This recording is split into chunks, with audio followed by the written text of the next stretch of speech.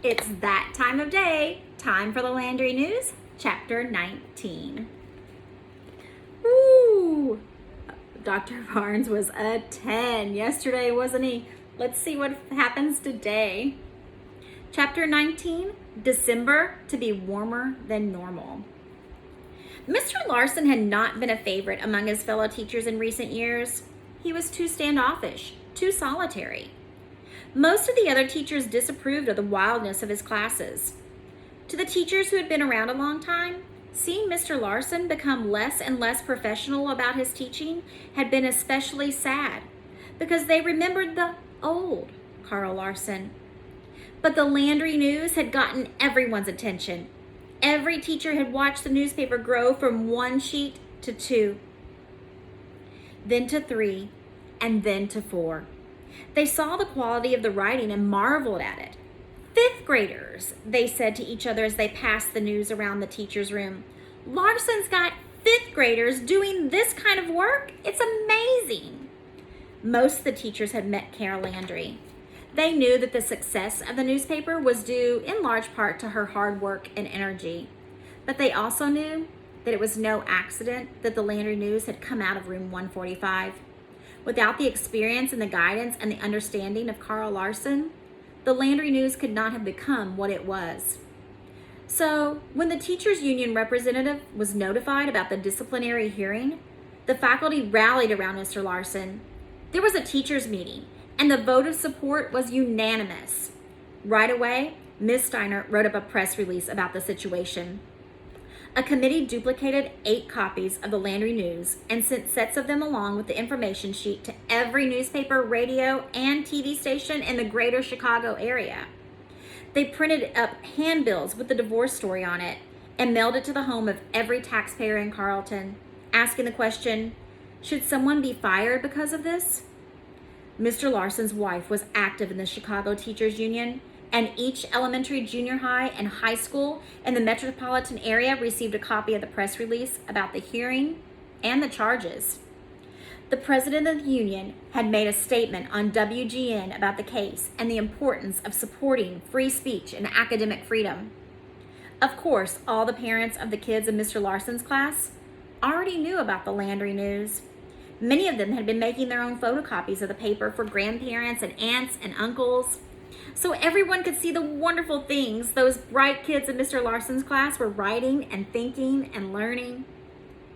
A reporter from the Chicago Tribune followed up and learned that the kids were now publishing a different paper, The Guardian, on their own, including an internet edition. 4 days later, the online Guardian had a free link from the Tribune's own homepage. And 3 days after that, the Sun-Times followed suit. Before the superintendent had even posted a notice on the town's cable TV channel to list the time and place of the hearing, there had already been articles about the situation in both of the big Chicago newspapers. Mr. Larson had even been interviewed in the Sunday Tribune, and a reporter from Channel 9's Evening News had come to the apartments at Edgewater Village to interview Kara Landry. Kara hadn't liked the interview or the reporter, a woman with bright orange hair. It was a cold and windy afternoon, but the reporter wanted to talk outdoors. She said she looked better on camera in natural light. Barking orders, she got the camera crew and the sound guy in position next to some evergreen bushes. After finding the best angle for the shot, she faced the camera, smiled, and said, "I'm Jody Matlin, coming to you live from Edgewater Apartments in Carlton. This is the home of Kara Landry, a young lady whose newspaper is at the center of local controversy. Now, Kara, tell our viewers, was it your teacher or your principal who got you in trouble about this newspaper?" Kara wasn't expecting such a question. She froze up. The reporter stopped smiling, lowered her microphone, and yelled, "Cut!" Bending so close that Kara could smell the scent of her hairspray, Jody Matlin said, "This is the part where I ask you questions and you answer them, okay? All you have to do is listen to the question, and when I hold out the microphone, you talk, all right?" The camera woman cued the reporter with a count of 5, and then Jody asked Kara the same question. "Now, Kara, tell us, what is your teacher or principal who got you in trouble about this newspaper?" This time, Kara was ready. She had remembered that this was just like writing for the newspaper, only she'd be talking instead. All she had to do was tell the truth in a kind way. So Kara said, "Neither, and I'm not in trouble. The newspaper's not even in trouble, really. It's just a difference of opinion about what should go into a newspaper made at school." The reporter tilted the microphone back toward herself and said, "This story about a divorce that you published, didn't you think that would cause some problems? If this isn't just a story, say, if this just really happened, then some families' business has been spread all over town. And of course, many churchgoers think divorce itself is so bad. Didn't you think there might be a problem here?" Kara looked into the camera and said, "I wasn't thinking about anything except giving someone the chance to tell a story. And it's a story that I think has been good for a lot of kids to read." The camera stayed on Kara's face for another 3 seconds, and then the reporter said, "Cut!"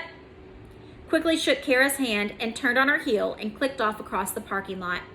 Talking with her producer, Kara heard her say, "Now we need a shot of the school and 15 seconds each with the principal, the superintendent, and the school board president.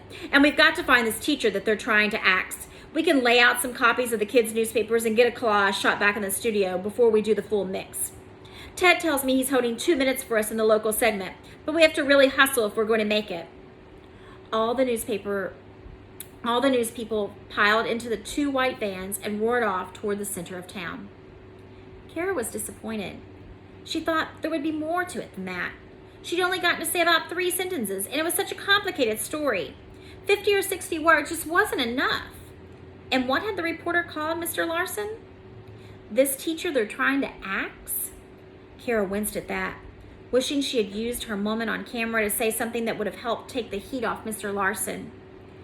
Joanna Landry came over and put Kara's coat around her shoulders.